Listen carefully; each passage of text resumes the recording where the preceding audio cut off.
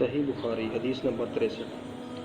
انس رضی اللہ تعالیٰ عنہ کہتے ہیں کہ چونکہ ہم کو قرآن میں اس امر کی ممانعت کر دی گئی تھی کہ ہم نبی صلی اللہ علیہ وآلہ وسلم سے مسائل پوچھیں، اس لیے ہم خود نہ پوچھتے تھے اور ہماری کوشش رہتی تھی کہ کوئی سمجھدار دیہاتی آئے اور وہ آپ سے پوچھے اور ہم خود نہ معلوم کریں۔ ایک دن ایک دیہاتی شخص آیا اور اس نے آپ سے کہا کہ ہمارے پاس آپ کا قاصد پہنچا اور اس نے ہمیں اس بات کی اطلاع دی کہ آپ صلی اللہ علیہ وسلم فرماتے ہیں کہ آپ کو اللہ بزرگ و برتر نے پیغمبر بنایا ہے۔ آپ نے فرمایا اس نے سچ کہا۔ پھر اس شخص نے کہا کہ آسمان کو کس نے پیدا کیا؟ آپ صلی اللہ علیہ وسلم نے فرمایا اللہ بزرگ و برتر نے۔ اس نے کہا زمین کو اور پہاڑوں کو کس نے پیدا کیا؟ آپ نے فرمایا کہ اللہ بزرگ و برتر نے۔ اس نے کہا کہ پہاڑوں میں فائدے کس نے رکھے؟ آپ نے فرمایا اللہ بزرگ و برتر نے۔ یہ سن کر وہ کہنے لگا آپ کو اسی ذات کی قسم جس نے آسمان پیدا کیا اور زمین کو پیدا کیا اور زمین میں پہاڑوں کو نصب کیا اور ان میں منافع رکھے، سچ بتائیے کہ کیا اللہ نے آپ کو پیغمبر بنایا ہے؟ آپ صلی اللہ علیہ وسلم نے فرمایا ہاں۔ پھر اس نے کہا آپ کے قاصد نے ہم سے یہ بھی کہا تھا کہ ہمارے اوپر 5 نمازیں فرض ہیں اور ہمارے مالوں میں زکوٰۃ فرض ہے۔ آپ نے فرمایا اس نے سچ کہا۔ یہ سن کر وہ بولا آپ کو اسی ذات کی قسم جس نے آپ کو پیغمبر بنایا، سچ بتائیے کیا اللہ نے آپ کو اس کا حکم دیا ہے؟ آپ نے فرمایا ہاں۔ پھر اس نے کہا آپ کے قاصد نے ہم سے یہ بھی کہا تھا کہ ہمارے اوپر سال بھر میں 1 مہینے کے روزے فرض ہیں۔ آپ صلی اللہ علیہ وسلم نے فرمایا کہ اس نے سچ کہا۔ وہ بولا کہ آپ کو اسی ذات کی قسم جس نے آپ کو پیغمبر بنایا ہے، سچ بتائیے کہ اللہ نے آپ کو اس کا حکم دیا ہے؟ آپ نے فرمایا ہاں۔ اس نے کہا آپ کے قاصد نے ہم سے یہ بھی کہا تھا کہ ہمارے اوپر بیت اللہ کا حج فرض ہے، جو وہاں تک جانے کی طاقت رکھے۔ آپ نے فرمایا کہ اس نے سچ کہا۔ وہ بولا کہ آپ کو اس ذات کی قسم جس نے آپ کو پیغمبر بنایا، سچ بتائیے کیا اللہ نے آپ کو اس کا حکم دیا ہے؟ آپ نے فرمایا ہاں۔ اس نے کہا تو اس کی قسم جس نے آپ کو سچائی کے ساتھ بھیجا ہے، میں ان باتوں پر نہ کچھ زیادتی کروں گا اور نہ کمی کروں گا۔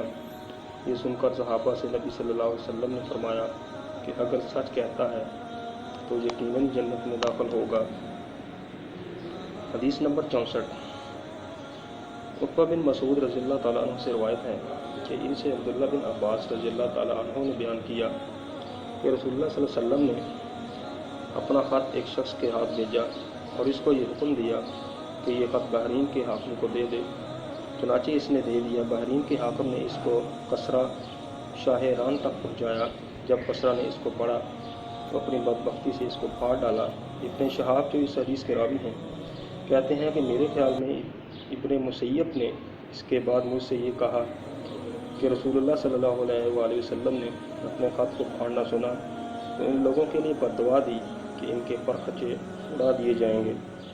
حدیث نمبر 65۔ انس بن مالک رضی اللہ تعالیٰ عنہ کہتے ہیں کہ نبی صلی اللہ علیہ وسلم نے ایک خط شاہ روم میں شاہ ایران کو لکھا یا لکھنے کا ارادہ کیا تو آپ سے یہ کہا گیا کہ وہ لوگ ایسا خط نہیں پڑھتے جس پر مہر نہ لگی ہو، لہٰذا آپ نے چاندی کی انگوٹھی بنوائی، اس میں محمد اور رسول اللہ نقش تھا۔